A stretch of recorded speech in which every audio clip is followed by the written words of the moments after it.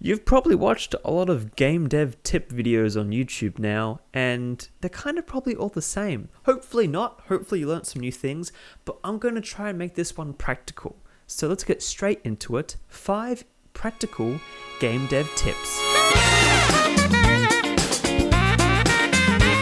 As game developers, we watch a lot of YouTube video tutorials. Sometimes these videos can be really long, but to save you some time and not to get annoyed at those filler starter moments when they're like, "Hello, welcome to my tutorial.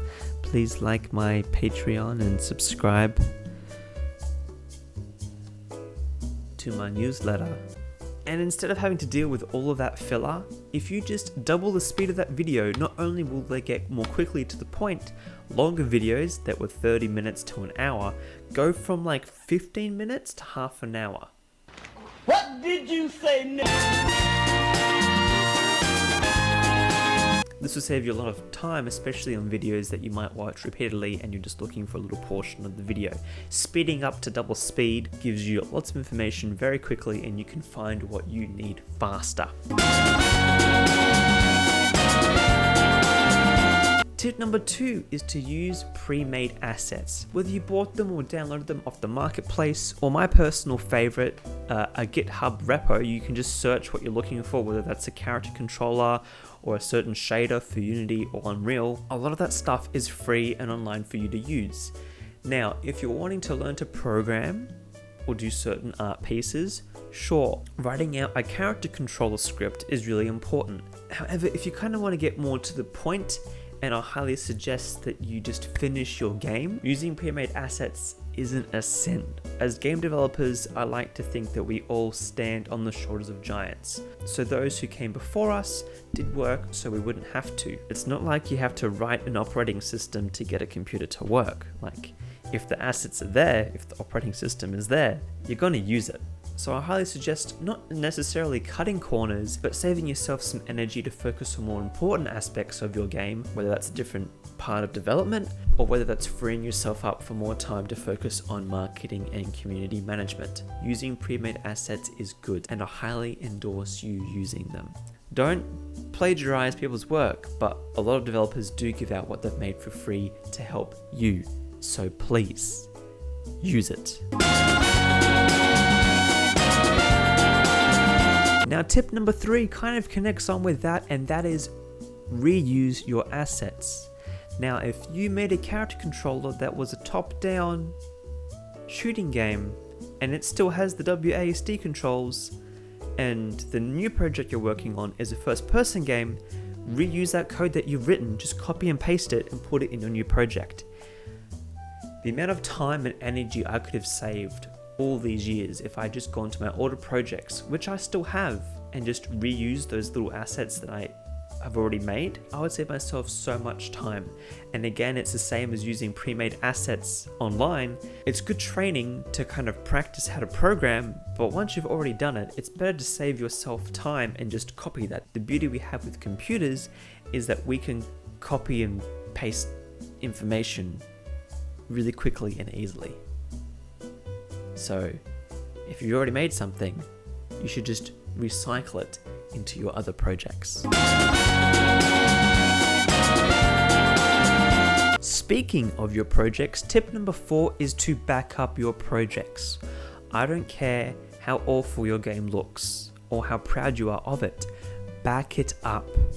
Make copies of it, even if you're starting out. I've kept a lot of my older projects, and it does 2 things. One, you'll be surprised how much you've changed as a developer. It's amazing to look back and see all the old games that I've worked on and realize that as much as it personally feels like I haven't improved that much, when you go back 5-10 years time from now and play the games that you've made today, you'll be shocked to see how much you've improved. And it can create a great sense of nostalgia and personal achievement if you continue through with making your games. Even if your game has bugs or glitches, as long as it is somewhat stable and playable, making backups can help you, because I've had times where things have become corrupt or I've broken something even more, and going back to an old save or backup helps me restore certain issues that I might have in the future with my projects. And finally, tip number 5. This one isn't as practical as the other ones, but firstly, I would say get a Twitter.